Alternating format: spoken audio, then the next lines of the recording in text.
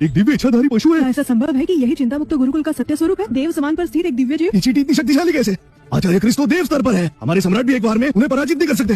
क्या हमारे आचार्य इतने दुर्बल है?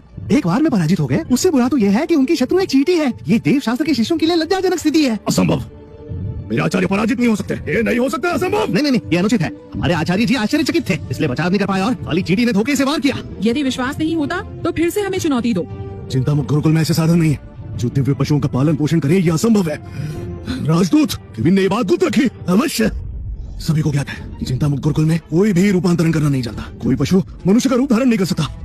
ये काली चींटी अवश्य ही असुर समुदाय से आई है और इसे लाने वाला केविन है। असुरों के साथ मित्रता, वो आचार्य बनने के योग्य नहीं। असुर समुदाय से सहायता। हाँ, मुझे ज्ञात था, अन्यथा केविन के पास ऐसी जीव कैसे आ सकती है? ज्ञात होता है असुरों की सहायता से हुआ है। हाँ, केविन तुम बेहद नीच हो। हाँ, इच्छाधारी जंतु तो बेहद दिव्य होते हैं। चिंता मुक्त गुरुकुल में कुछ नहीं है, तो वहाँ ऐसी जंतु पल कैसे रही है? ये अवश्य ही असुर समुदाय से है। केविन ने बाहरी लोगों की सहायता ली। उसने स्पष्ट रूप से क्षण किया। राजदूत कृपया आप ही न्याय कीजिए। केविन को आचार्य पद से हटा दीजिए। टेसा, तुमने सुना ना? तुम्हारे आचार्य का संबंध असुरों से है, उससे दूर रहो।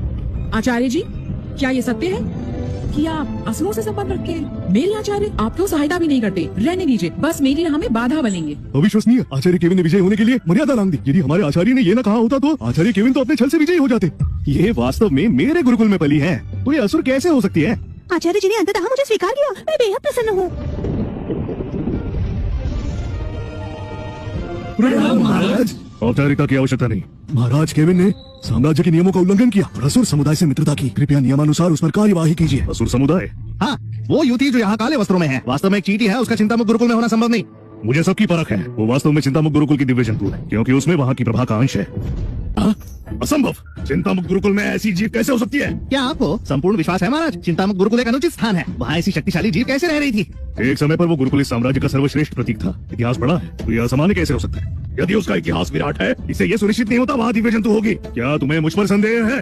मैं देव शास्त्र गुरुकुल आपसे सहमत है। प्राण युद्ध यही समाप्त होता है। चिंता मुक्त गुरुकुल विजयी हुआ। किसी को अस्वीकार है?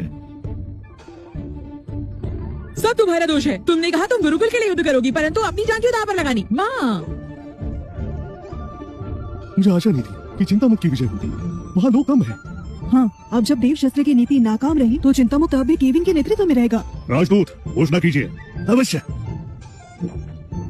इस प्राण युद्ध में चिंता मुक्त विजयी हुई।